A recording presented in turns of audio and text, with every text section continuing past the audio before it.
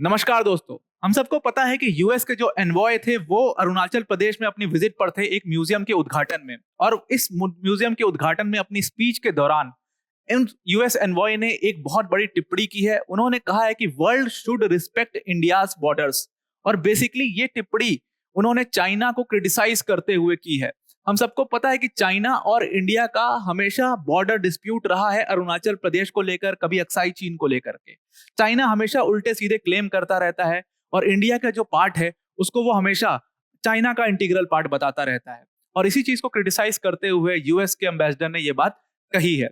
तो आइए इस वीडियो में हम समझते हैं कि जो पूरा मुद्दा है अरुणाचल प्रदेश का बॉर्डर वाला, वो क्या है, चाइना क्यों अरुणाचल प्रदेश को अपना क्लेम करता है, और यूएस एम्बेसडर की ये जो स्टेटमेंट आई है ये क्यों चाइना को बहुत ज्यादा चुभने वाली है। But before starting the video, एक बहुत बड़ी अनाउंसमेंट है दी आईएएस हब टीम की तरफ से। हम सबको पता है कि प्रीलिम्स 2024 बहुत करीब आ रहा है। तो प्रीलिम्स में आप सबको पता है कि अब पैटर्न बहुत ज्यादा चेंज हो गया है। बट कुछ थीम्स ऐसी हैं प्रीलिम्स की जो हमेशा हर साल जिनसे क्वेश्चन पूछा जाता है, और वो हाई आउटपुट थीम्स है। तो उसके लिए दी आईएएस हब टीम ने एक बहुत बड़ा कदम उठाया है, और ये कदम आप सब बच्चों के लिए फ्री ऑफ कॉस्ट उठाया गया है। हमने हाई आउटपुट थीम्स की एक पीडीएफ लॉन्च की है फ्री ऑफ कॉस्ट। आपको करना क्या है, आपको अपने ब्राउजर पर जाना है और हाई आउटपुट थीम्स दी आईएएस हब सर्च करना है अपने ब्राउजर के सर्च बार में। वहां पे जो आपको पहली जो वेबसाइट दिखाई देगी वो प्रीलिम्स 2024 हाई आउटपुट थीम्स की देगी। उस पर आपको क्लिक कर देना है और फिर नेक्स्ट आप जाओगे तो सीधा आप जाओगे फ्री रिसोर्सेस में हमारे, जहां पर आपको डिफरेंट सब्जेक्ट्स के पीडीएफ्स मिलेंगी। और इन पीडीएफ को आप फ्री ऑफ कॉस्ट डाउनलोड कर सकते हो। यहां से आपको एक चेकलिस्ट और लिस्टिंग मिल जाएगी, जिससे आपको सीधा सीधा ये पता चल जाएगा कि किन थीम्स से कितने क्वेश्चंस हर साल आते हैं और ये थीम्स कितनी इंपॉर्टेंस रखती है आपके प्रीलिम्स की तैयारी में।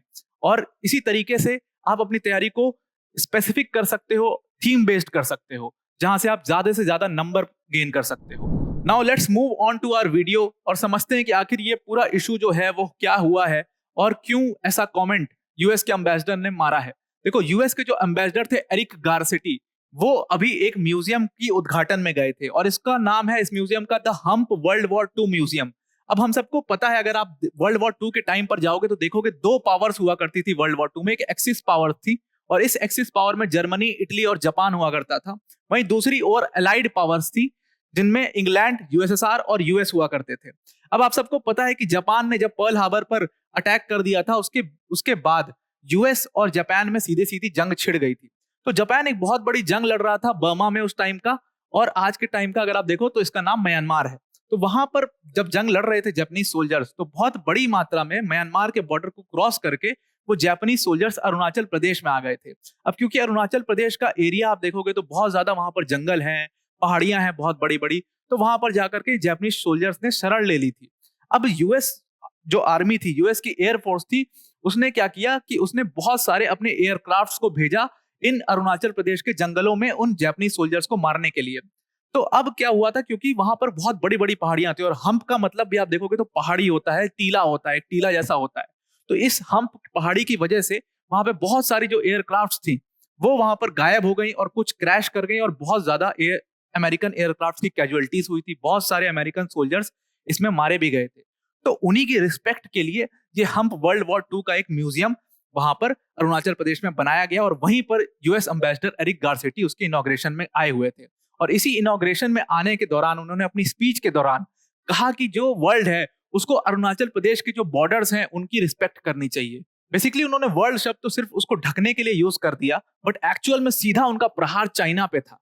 अगर आप चाइना और इंडिया का डिस्प्यूट देखोगे बॉर्डर का, तो हमें पता है कि जो ये अरुणाचल प्रदेश का ये जो शेडेड वाला पार्ट है, ये अरुणाचल प्रदेश है, और इस पे चाइना अपना क्लेम मानता है। एक्चुअल में ये इंडिया की टेरिटरी है और इसको इंडिया कंट्रोल भी करता है, यहाँ भारत की सरकार भी है, बहुत सारे बड़े बड़े प्रोजेक्ट्स भी यहाँ पर इंडिया के चल रहे हैं, लेकिन चाइना इसको हमेशा अपना एरिया बताता है। कई बार हमने देखा है कि चाइना अपने डिस्प्यूटेड मैप्स निकालता है और उसमें कहता है कि ये जो अरुणाचल प्रदेश का हिस्सा है वो चाइना का की टेरिटरी है।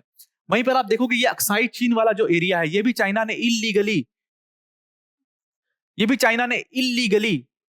हथियाया हुआ है। एक्चुअल में ये इंडिया का पार्ट था, लेकिन चाइना ने इसको इल्लीगली हथिया लिया। अब अगर आप ऑफिशियल मैप देखोगे जो इंडिया मानते हैं और पूरी दुनिया भी मानती है, वो एक्चुअल में ये है, जो दिबांग वैली से होते हुए जो आप रेड लाइन देख रहे हो अपने स्क्रीन पर, ये जो रेड लाइन है ये एक्चुअल में मैकमोहन लाइन है, और यही ऑफिशियल बॉर्डर है इंडिया और चाइना का। बट इस मैकमोहन लाइन को चाइना मानता नहीं है और चाइना कहता है कि जो अरुणाचल प्रदेश का हिस्सा है वो चाइना का पार्ट है, अक्साई चीन भी चाइना का पार्ट है, और बहुत सारे नॉर्थ ईस्टर्न स्टेट्स को चाइना हमेशा कहता है कि ये उसका अपना हिस्सा है। तो इसी बात पर यूएस के एम्बेसडर ने कहा है कि वर्ल्ड को इंडिया के बॉर्डर्स की रिस्पेक्ट करनी चाहिए, और ऐसा पहली बार नहीं हुआ है कि यूएस ने सपोर्ट किया है इंडिया को अपने बॉर्डर के मुद्दे पर जब चाइना की बात आती है। तो यूएस ने पहले भी किया है। ये देखो, द हिंदू का आर्टिकल है 2023 का, और इस आर्टिकल में आप देखो सीधा सीधा लिखा हुआ कि जो यूएस सीनेट की कमिटी है उसने ये रिकॉग्नाइज किया था कि अरुणाचल प्रदेश जो है वो इंडिया का इंटीग्रल पार्ट है, और यहां पर भी उन्होंने सीधा सीधा क्रिटिसाइज किया चाइना को। तो आप सबको पता है कि वर्ल्ड ऑर्डर अगर जियो पॉलिटिक्स के हिसाब से देखो तो चाइना और यूएस दोनों बहुत बड़े सुपर पावर्स हैं। तो ये आपस में जो क्लैश है उसको लेकर के हमेशा यूएस जो है वो इंडिया की सपोर्ट करता है जब इंडिया और चाइना की बॉर्डर की बात आती है। तो आज की वीडियो में इतना ही। Thank you and have a nice day.